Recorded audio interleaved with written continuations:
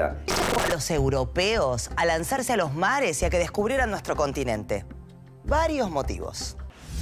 La necesidad de encontrar nuevas rutas marítimas para comerciar, las innovaciones científicas de la época y los progresos en la navegación y en los instrumentos náuticos.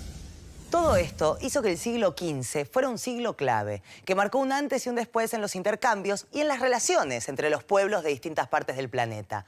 La historia de estos acontecimientos es la que vamos a ver hoy. Así que los invito a viajar en el tiempo y a viajar por los mares del mundo. Sobre la vida de Colón hay varios enigmas. Todavía hoy se discute dónde nació, dónde están sus restos, cuál era su idioma, su formación y cómo se originó su proyecto de exploración. Si a cualquiera de nosotros nos preguntan qué hizo Colón, seguramente diremos descubrió América en 1492. Pero no fue el primero en llegar cruzando el océano. Otros lo hicieron antes que él. A ver, ¿cómo es eso? Bueno, eso ya lo vamos a ver después. Ahora te digo que el éxito de Colón no fue llegar a América. Lo importante es que con su llegada se estableció una ruta de comunicación que vinculó a los dos continentes, Europa y América.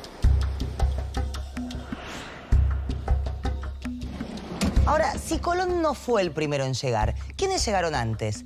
Y además, hay otra cosa que me intriga y me gustaría que nos explique. ¿Por qué los grandes exploradores de esa época eran los españoles y los portugueses? Es cierto, las grandes exploraciones marítimas europeas fueron casi exclusivamente de españoles y portugueses. Miremos este mapa. La ubicación de España y Portugal en la península ibérica, de cara al océano Atlántico y cercana a las costas de África, permitió el desarrollo de una cultura marinera. Los conocimientos y la experiencia que adquirieron a través del tiempo los llevarían a producir las transformaciones necesarias para navegar en alta mar. Pero hubo una causa muy importante que impulsó las exploraciones. Ahora veamos este mapa. El Imperio Turco había bloqueado el mar Mediterráneo y los europeos tuvieron que buscar nuevas rutas marítimas. Ahora sí te cuento por qué Constantinopla es una ciudad clave en esta historia. Veámoslo en estos mapas. Constantinopla funcionaba como un puente entre las rutas terrestres que unían para el comercio a Europa con Asia. Además, su puerto era paso obligado en las rutas marítimas entre el Mar Negro y el Mediterráneo.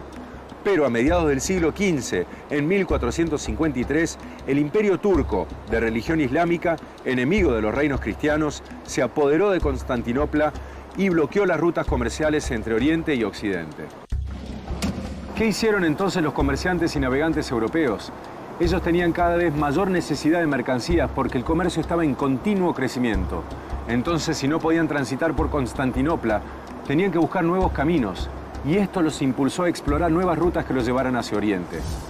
¿Pero por qué eran tan importantes para los europeos la sal o las especias? Supongo que no era solo para cocinar. Las usaban para condimentar los alimentos, sí. También para fermentar bebidas caseras y para la medicina. Pero tenían otro fin fundamental: conservar los alimentos. Hoy podríamos conservar su carne muy fácilmente en frigoríficos o heladeras. Pero en aquel entonces, ¿cómo hacían para mantenerla? Salarla o adobarla, condimentarla. La pimienta se producía en la India, la canela y la nuez moscada en Ceilán, el jengibre en China y la más preciada de las especias, el clavo, en las Islas Molucas.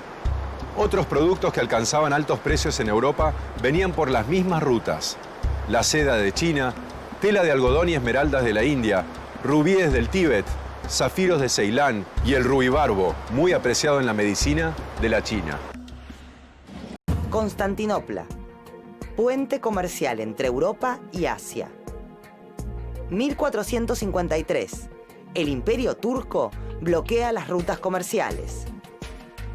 Exploración de nuevas rutas hacia Oriente.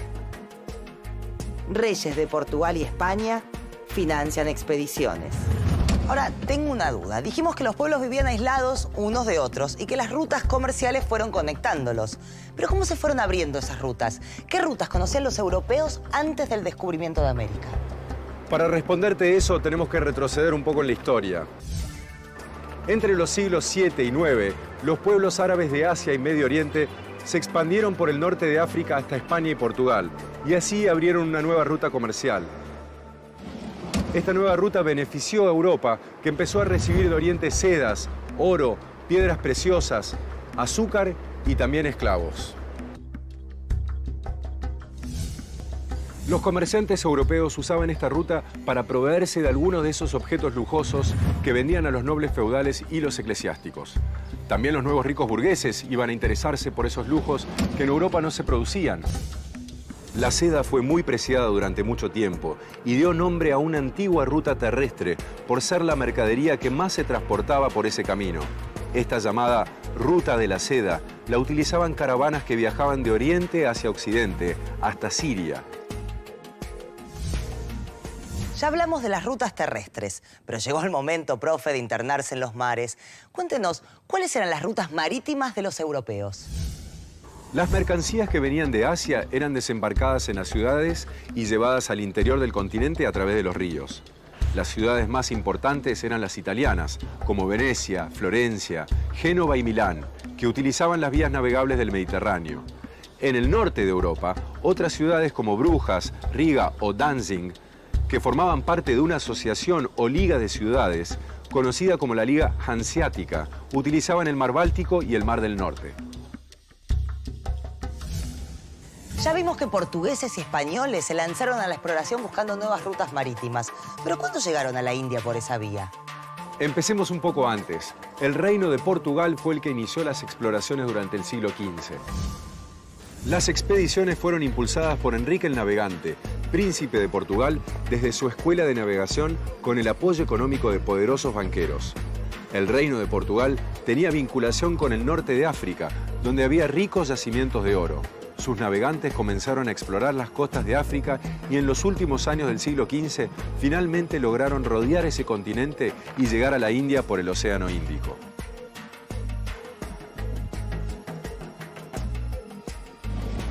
Los viajes de Colón fueron la culminación de largos debates.